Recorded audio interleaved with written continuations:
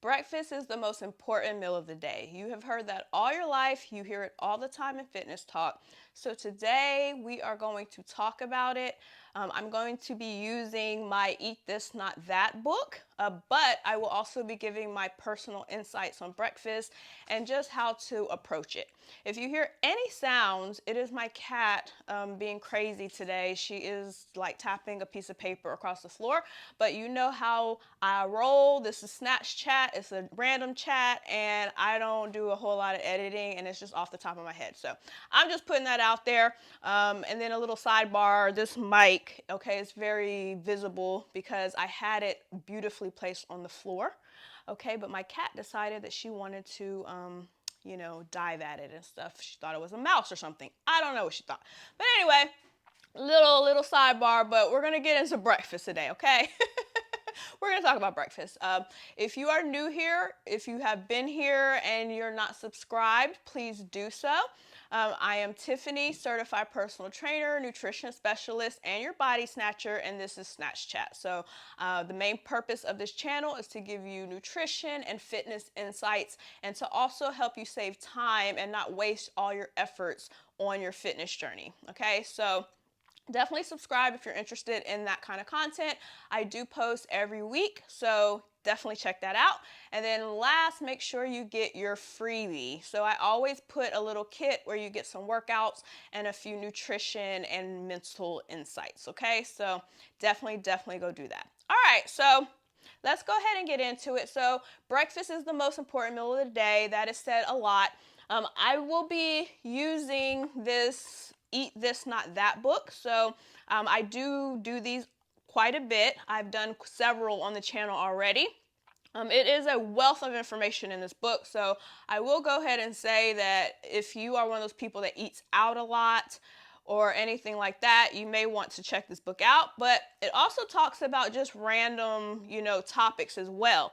And previously, I did one that had a decoder, which I came to realize is a part of the book where it basically decodes menus for you and gives you an insight to what they mean with different things. So today we will be talking about breakfast diners, okay? So I'm going to use this as an insightful tool to make some points about breakfast, okay? So let's go ahead and get into it. What I'm going to do it the same way I usually do it. I'm going to read what they say. Okay, and then I'll give my thumbs up, thumbs down, or my extra insight into it.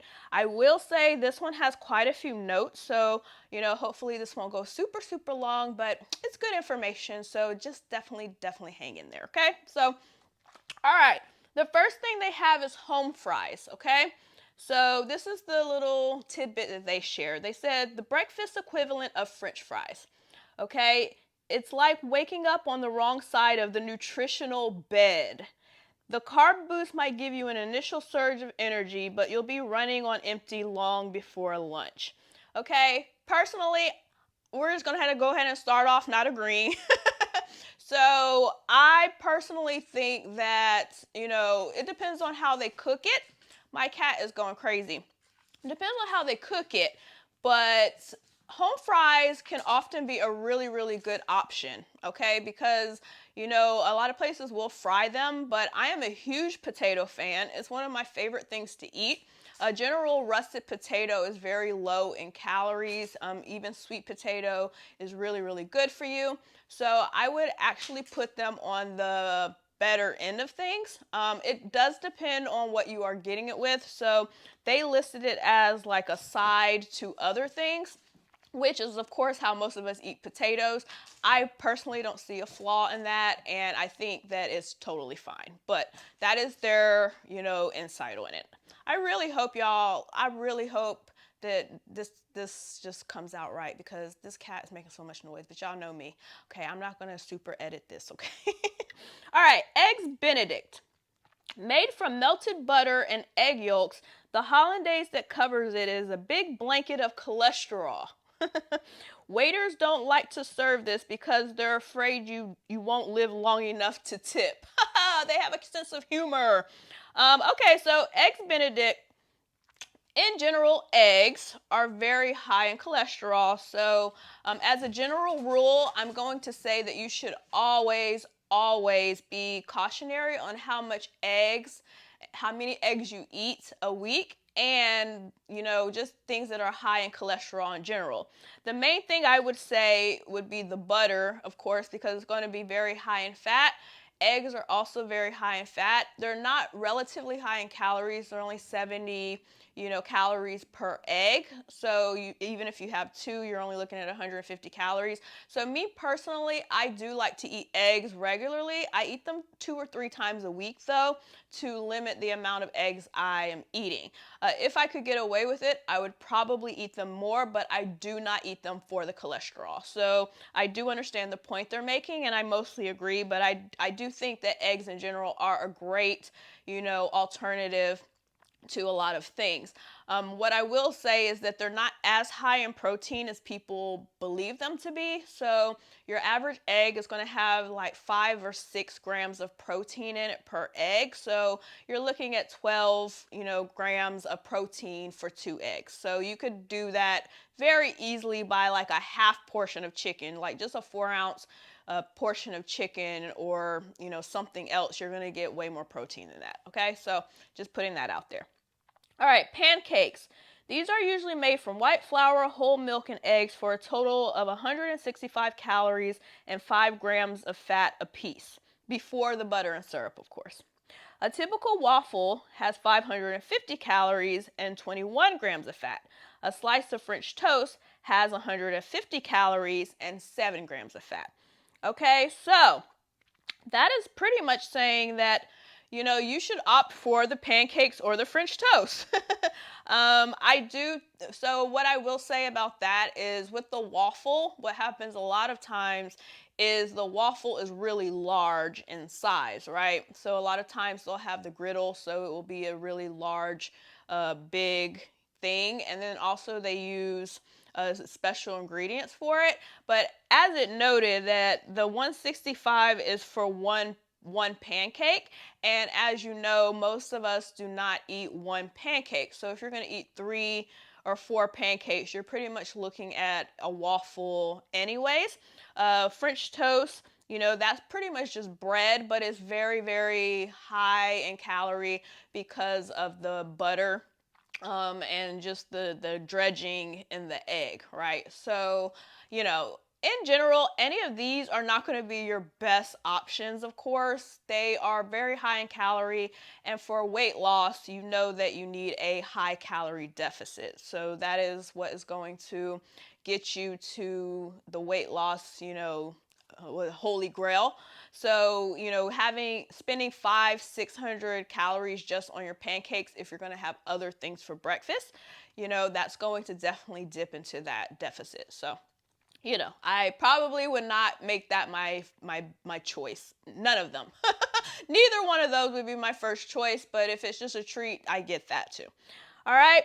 Spinach and feta cheese omelet. Okay, so one of the most nutritious omelets on the menu.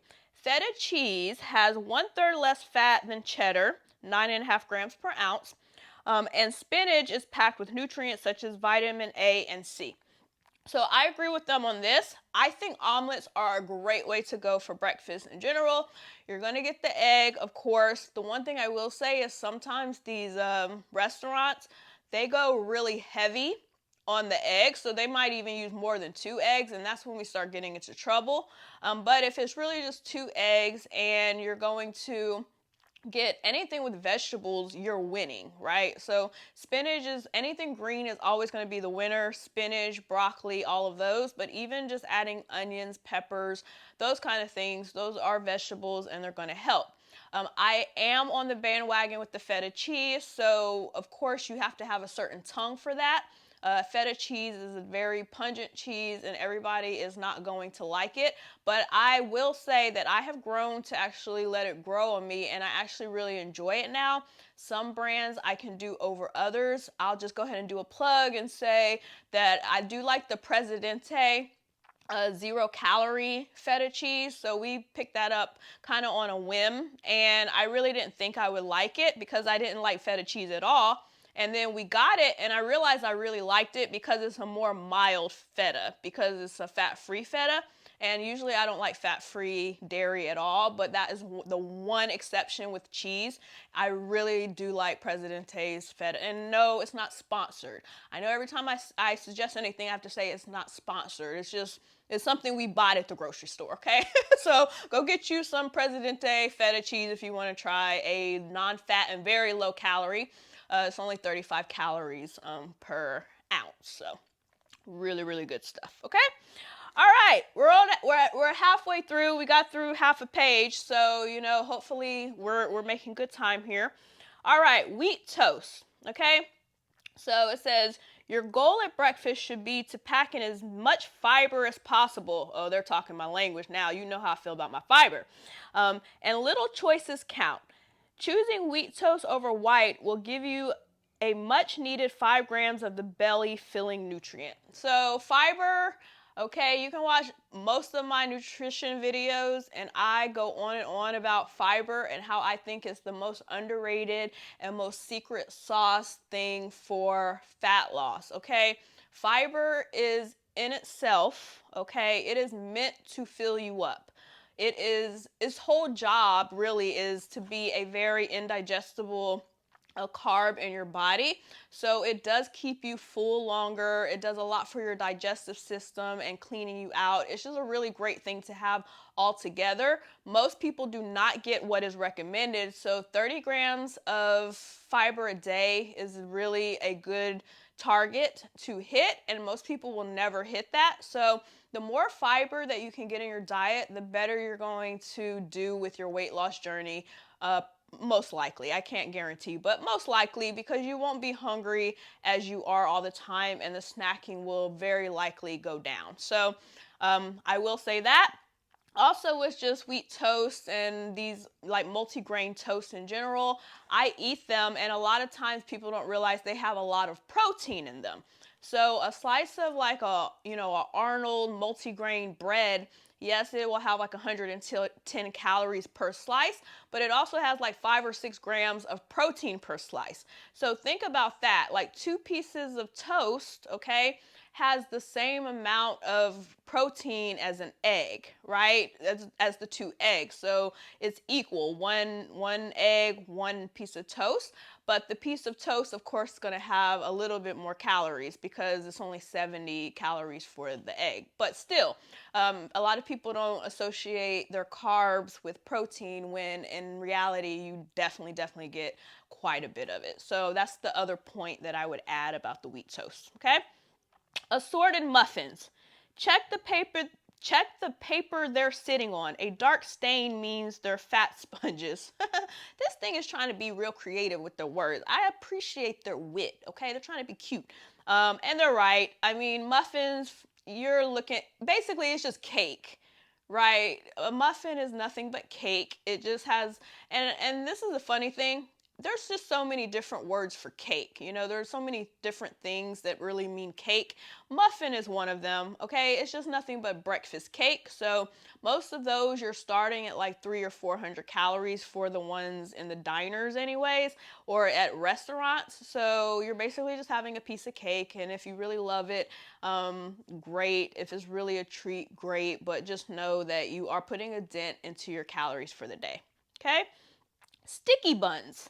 I don't even know what they're talking about, but I'm assuming they're talking about like a, cinnamon roll or something with like the sauce on it. It says, as the name suggests, you might as well paste this to your butt because that's where it will end up eventually anyway.